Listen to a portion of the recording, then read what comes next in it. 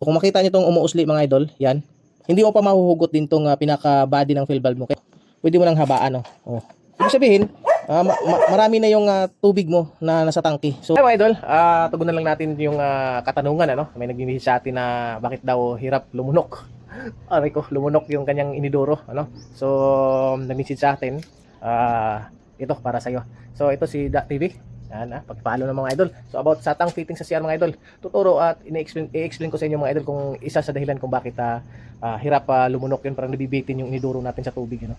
So ito baka ito yung problema mga idol, ano. So baka kulang ng adjustment. Kung hindi man sira yung tang fittings mo, yung fill valve mo hindi naman sira, lalo kung bago tapos bitin sa tubig, dapat may i-adjust ka dyan mga idol. So papakita ko sa inyo idol kung paano i-adjust, ano. May tatlo tayong fill valve at explain ko sa inyo, baka ganito rin ang inyong problema sa mga plastic bowl, no. So mga idol, meron tayong tatlong klaseng fill valve. So kung napapansin mo ito mga idol, ito yung pinakasagad niya, no. So kung halimbawa mula dito yung pinaka-level ng sa baba sa flooring nating tangke, ano. So papunta dito hanggang dito lang yung tubig. Pag dumating dito yung tubig, nag-automatic aangat na yan siya, namamatay yung tubig. So wala pang dangkal yung tubig nyo, no? Wala pang dangkal.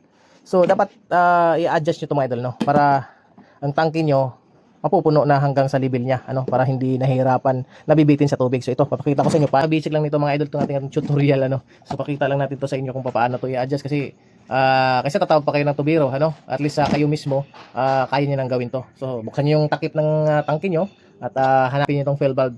I-adjust nyo to, ano?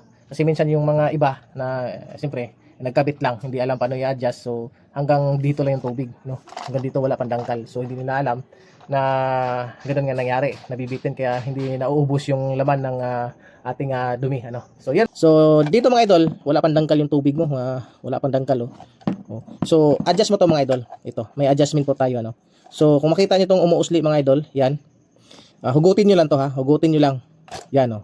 Ito yung pinaka-pinlock niya, ano. So pag hugot niyo mga idol, hindi mo pa mahuhugot din tong pinaka-body ng fill valve mo. Kailangan ikutin mo pa ganyan. Kasi ikutin mo pag tumunog, pwede mo nang habaan, So kung tubig mo hanggang tangke, sobra dangkal na. So adjust mo lang. Piliin mo lang yung tugma sa kanyang adjustment, ano. Tapos pag halimbawa ito na yung pinaka-adjust mo, i-lock mo lang ulit yan. Pabalik mo lang para hindi na siya babalik pababa ba ng pataas, no. So tsaka mo ilagay balik yung pin. Yan. So yan na. So ibig sabihin, marami na yung tubig mo na nasa tangke. So pag nag-flush ka ay hindi na siya mabibitin, talagang lulunukin na yung dumi natin, ano? So ito yung isa. Yung isa naman mga idol ay itong kulay blue natin ay ibang lock, no.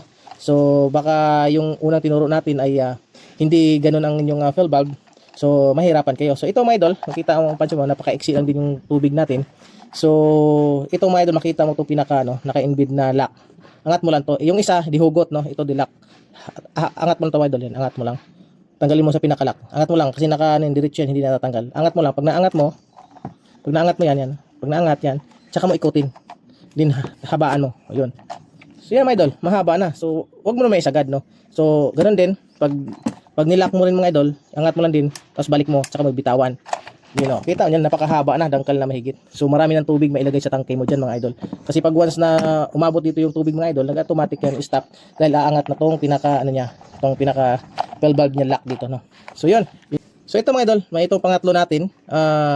Wala siyang lock, no. Wala siyang lock. Diikot lang. Yan. Basta ikutin mo lang, hugot na, no. Wala siyang lock. Pero ang pinaka-lock niya mismong valve. Yun, no. So yan, tapos balik mo, hindi na mahuhugot. Yan. So yan yung tatlong pinaka fill valve natin mga idol na may adjustment tayo sa level ng tubig, ano. Kasi kung once na hindi mo ma-adjust yan, maliit lang, so tubig mo wala pang dangkal, pag buhos mo talaga mahihirapan. So kung marami-rami yung tubig, pag bitaw, pag pindot mo sa yung plus, bubulusok yan, ano.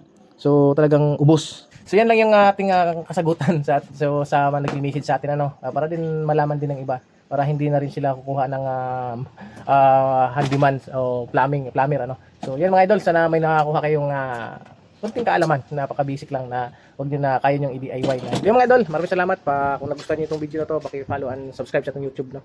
So Da TV official at saka Da TV sa ating page. Maraming salamat.